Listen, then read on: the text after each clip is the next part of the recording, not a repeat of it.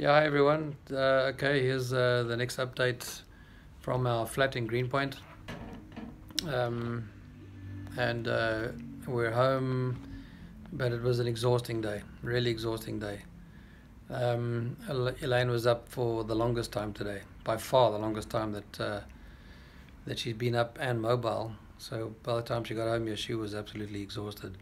Yeah, we had a 40-minute session with Sister Danford, who was the expert on the colostomy bag, and that was interesting, fascinating. She took us through the whole thing. She changed the bag for us, took us through the whole procedure, and I'm just really amazed at what they can do with medical technology nowadays. Just anyway, that was very interesting.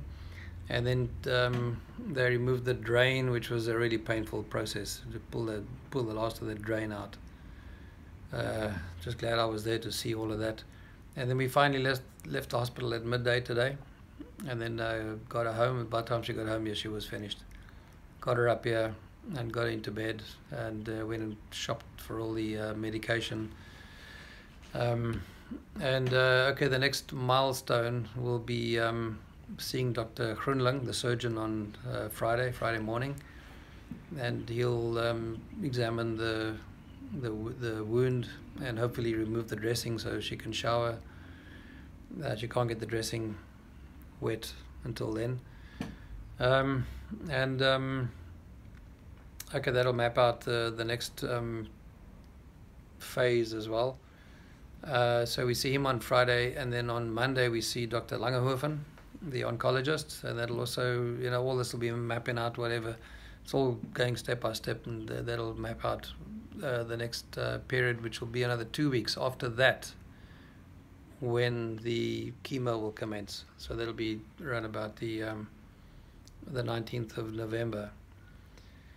So it's Dr. Groenling on Friday, Dr. Langenhoven, the oncologist, on Monday, and then should be 2 weeks after that, which will be 4 weeks after the operation, when the chemo will commence.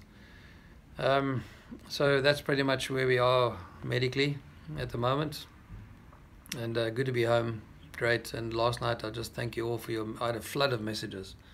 We got close on 100 people on that broadcast list, and thank you so much again. Really, the messages, I just can't tell you how encouraging they are. I haven't even read many of them too. I'll be doing that this evening because we've just been such a busy day. And all the gifts, you can see them all around me. That's all the piles of gifts that people have brought, and we had to leave a lot of the flowers at the hospital, couldn't bring them all here. Thank you for all of that. Your messages, prayers and encouragement has been really marvelous.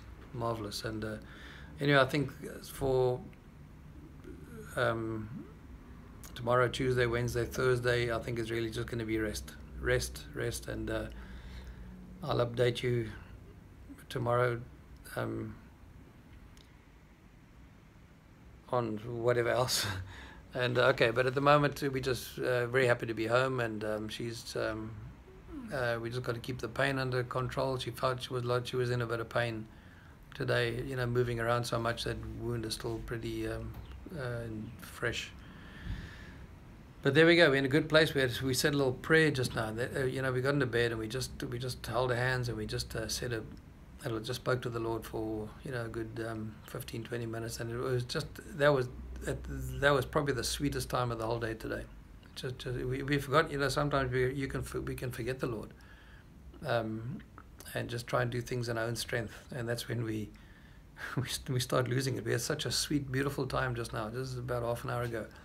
We just got down and just spoke to the Lord and just had time with Him, and everything changed. It's amazing how that really does change the state of your heart when you know that He cares for you, know that He's brought you through this far, and He really has. We've seen. I'll still share a lot of that later. We've seen some marvelous answers to prayer over the last few days, but we'll share that with you later. Right now, we just need some rest and to settle in for the night.